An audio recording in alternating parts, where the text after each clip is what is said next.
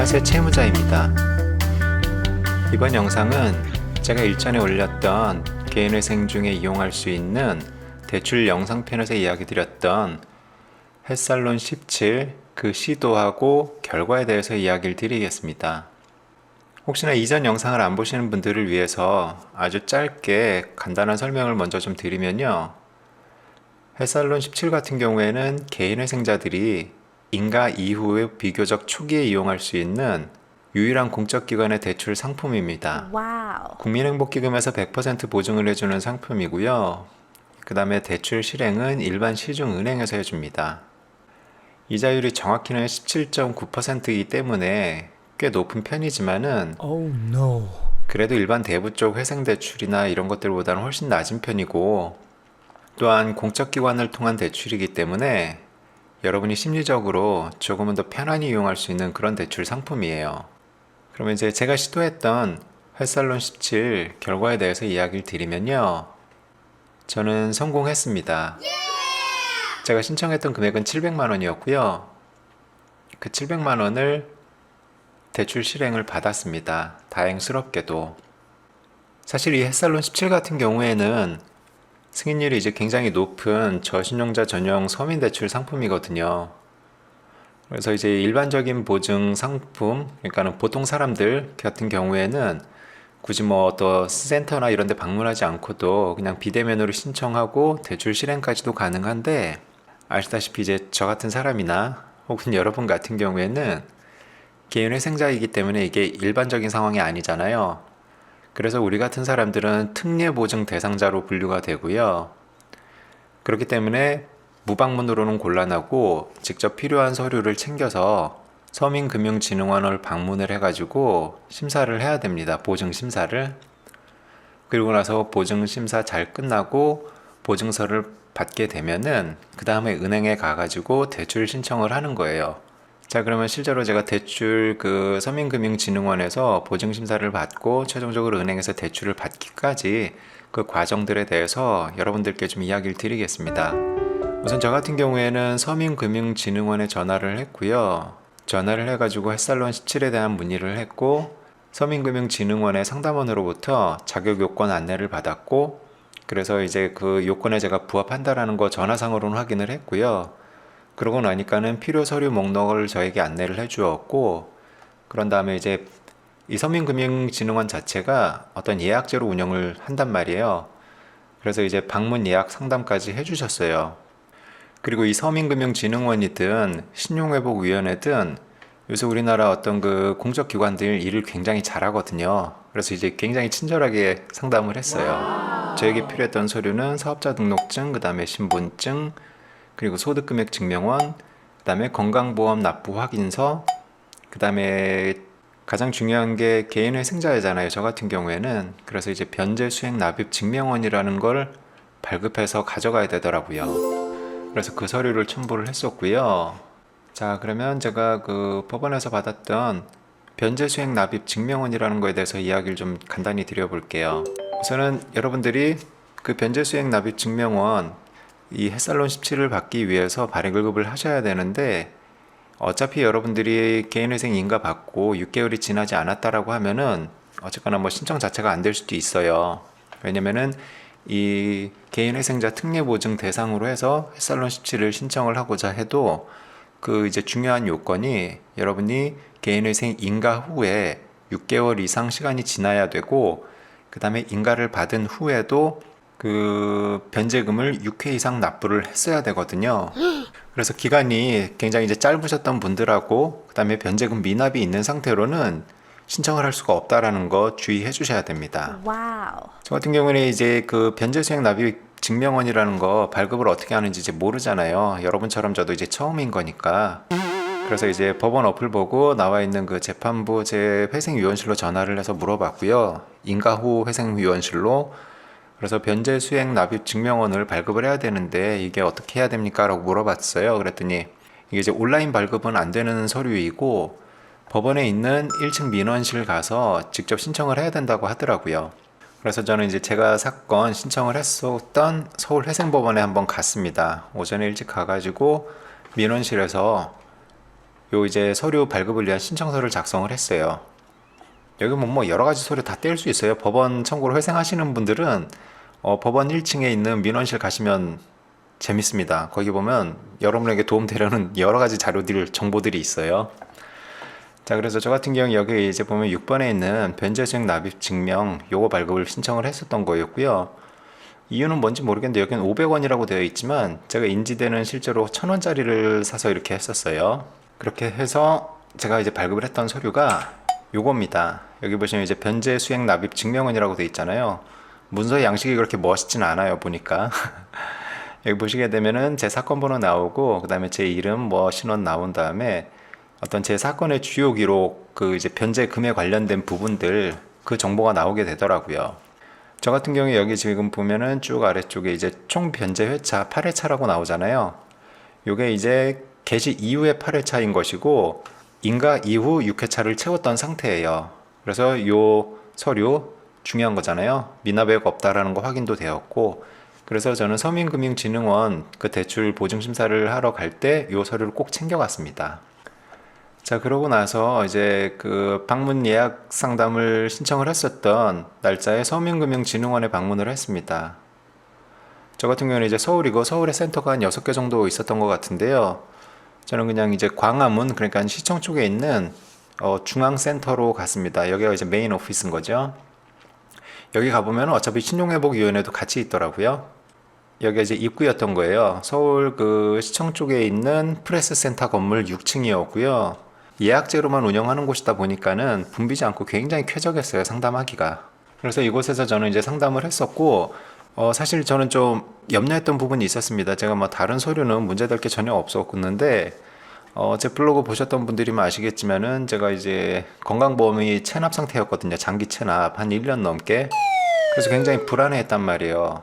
왜냐면은 여기 이제 제출 서류 중에 하나가 건강보험 그 납부 확인서였는데 1년 넘게 안 체납 상태였고 막 압류 통보를 받았던 상황이어서 굉장히 많이 걱정을 했었거든요. 그런데 이제 상담원께서 되게 잘 봐주셨나 봐요. 예, 분명히 그분도 납부 못 해갖고 건강보험 미납 상태인 거를 확인하셨음에도 불구하고 그냥 잘 봐주려고 하셨던 것 같아요. 요새 코로나 때문에 제가 이제 어렵다라는 이야기도 막 하고 했거든요. 그랬더니만 제 다른 서류나 이런 거 확인을 다 하신 다음에 좀 기다려 보라고 하시더라고요. 돌아가시면은 자기네가 연락 주겠다라고 하셔가지고 심사한 다음에 그렇게 심사 마치고 나왔고, 그러고 나서 돌아왔는데 점심시간 좀 지났던 때였던 것 같은데 문자가 오더라고요. 서민금융진흥원에서. 되게 많이 반갑고 기뻤습니다. 여기서 보시게 되면은 이렇게 국민행복기금 발신이라고 해가지고 심사가 완료되었습니다 라고 나온 거예요. 그러니까는 보증이 통과됐다라는 얘기예요. 여기 보시게 되면 이제 보증 승인 번호 나오고, 그 다음에 신청은행, 그 다음에 대출 예정 금액 이렇게 나와 있잖아요. 참고로 여기서 먼저 이야기 드려야 될 부분 중요한 게, 신청은행이 전북은행이라고 되어 있잖아요. 사실 서울 사람이 전북은행 쓸 일이 없거든요. 그런데 이제 제가 방문했던 그 서민금융진흥원 그 창구에 보니까는 전북은행에 어떤 그 안내지 같은 게 있더라고요. 요렇게 생긴. 그래가지고 그냥 이거 보고는 그냥 전북은행으로 해달라고 한 거예요. 그리고 이제 상담할 때 상담원께서도 확인을 합니다. 개인회생자들 같은 경우에는 그러니까 사고사, 즉 여러분이 개인회생 채권에다가 넣었던 은행들 같은 경우에는 어차피 국민행복기금에서 이 보증심사가 통과가 되어도 은행에서 부결이 날 가능성이 높기 때문에 이야기를 해주세요, 상담원이. 그래서 개인회생이랑 전혀 관련 없는 은행을 지정을 하라고 이야기를 해줘요. 그래서 이제 저 같은 경우에 전북은행 제가 뭐 관련 있을 게 전혀 없었기 때문에 전북은행으로 했습니다. 이게 한번 보증을 받은 다음에 여기저기 여러 은행에 가서 심사를 받을 수 있는 방식이 아니고, 애초에 보증 심사를 받을 때 은행까지 지정한 상태로 보증을 받고, 그리고 그 은행에 가서 만약에 보증이 그 보증서를 가지고도 갔는데 은행에서 심사가 부결이 됐다 하면은 여러분은 다시 서민금융진흥원에 가갖고 다시 보증을 또 받아야 돼요.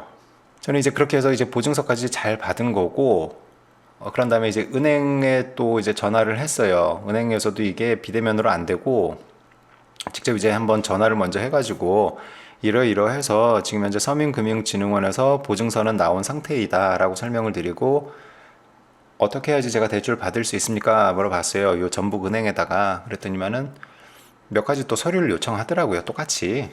그래서 뭐 소득금액 증명 관련된 서류하고 역시나 여기도 건강보험 납부 확인서를 또 요청을 하더라고요. 그렇게 해가지고 저는 이제 전북은행을 방문을 했습니다. 실제로 방문을 해가지고 창구에 앉아서 이제 상담을 또 하는데 은행 쪽에서 이제 물어보더라고요. 지금 현재 총 개인회생 그 변제금 남아있는 게 얼마나 남아있는지랑 기간 얼마나 남아있는지 아무래도 그 소득 대비 다시 또 그 DTI 같은 걸 좀 따지는 것 같아요. 예, 그래가지고 그런 거 이야기 있는 대로 그냥 드렸고요.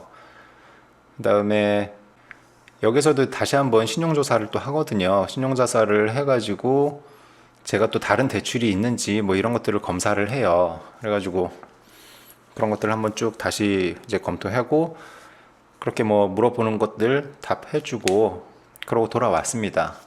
그러고 난 다음에 오후 또 이제 늦게 전화가 왔더라고요. 은행에서. 그러더니 잘 될 것 같은 조짐이 보였어요. 그래서 이제 비대면으로 뭐 준비할 수 있게 뭐 문자를 보내주겠다고 하더라고요. 그래서 그 이제 문자 링크대로 쭈쭈쭈 따라가서 그대로 했고 그렇게 해가지고 전북은행 계좌 개설을 하고 그러고 나서 조금 시간 지난 다음에 대출금이 입금이 되었습니다. 예, 여기 보시면 이렇게 나오잖아요. 사실 굉장히 조마조마했었거든요. 왜냐면은 이야기 드린 것처럼 여기에서도 이제 건강보험 관련해서 물어봤어요. 예, 미납 상태를 봤으니까 은행에서. 그러더니만 이제 물어보기도 했습니다. 이 상담원이 이 건강보험 관련해가지고 서민금융진흥원에서 뭐라고 안 하던가요? 라고 이야기를 하더라고요. 아예 그곳에서도 그 뭐 다 보셨고 그냥 이렇게 뭐 예 봐주셨습니다라고 했더니만은 역시나 이제 뭐 제가 떼먹어도 자기네는 손해볼 게 없어서 그러는지 뭐 그렇게 봐주신 것 같아요. 그래서 태어나서 처음으로 제가 서울 사람이지만 한 번도 이용해 본 적이 없었던 지방은행에 계좌를 개설하였고 그 지방은행에 이렇게 대출까지 받게 되었습니다. 햇살론 17을. 개인회생 중에 돈이 필요하신 분들 이게 무슨 일이 생길지 모르거든요. 저 같은 경우에도 개인회생까지 했는데 제가 대출을 또 받게 되는 날이 올 줄은 정말 몰랐거든요. 가슴이 아픕니다. 많이. 그래도 어쩌겠습니까. 그래도 시간 벌고 살아야지. 절대로 여러분들 유튜브나 이런 데서도 보면 무슨 회생대출이니 뭐니 이런 거 올리는 대출업자들 있거든요. 절대로 그런 데 넘어가지 마시고 그나마 저렴하고 심리적으로 조금 안도감 가질 수 있는 공적기관의 대출 이용하셔야 됩니다, 여러분. 그리고 햇살론 17 이거 같은 경우에도 성실상환하게 되면은 해가 바뀔 때마다 이자율도 낮춰주고 그래요. 참고로 그 대출 기간이나 이런 건 딱 정해져 있습니다. 그냥 3년 아니면 5년 두 가지 중에 하나예요. 그 둘 중에 하나만 선택해서 여러분이 하실 수 있고요. 그 다음에 여러분이 뭐 조기 상환을 하게 되면은 똑같은 상품을 또 받을 수도 있고요. 굉장히 좀 이점이 많아요. 예. 그래서 여러분이 이거 개인회생 인가 받은 후에는 초기에는 이 햇살론 17을 이용하시고요. 그 다음에 제가 이전 영상 개인회생 중에 이용할 수 있는 대출편에서 이야기 드린 것처럼 개인회생 그 변제기간 중반 이후 넘어가신 분들은 또 한번 이제 신용회복위원회 쪽에 있는 24개월 이상 변제하셨던 분들이 이용할 수 있는 그 성실상환자 대출, 그건 이자도 정말 싸니까는 그런 것들을 알아보시고 두 번 다시 대부, 저축은행 이런 거 쓰는 일이 없었으면 좋겠습니다. 오늘 여기까지 해가지고 햇살론 17에 관련된 이야기 드린 거고요. 다음번에 또 다른 좋은 내용으로 돌아오겠습니다. 코로나 때문에 힘드실 텐데 기운 내시고요.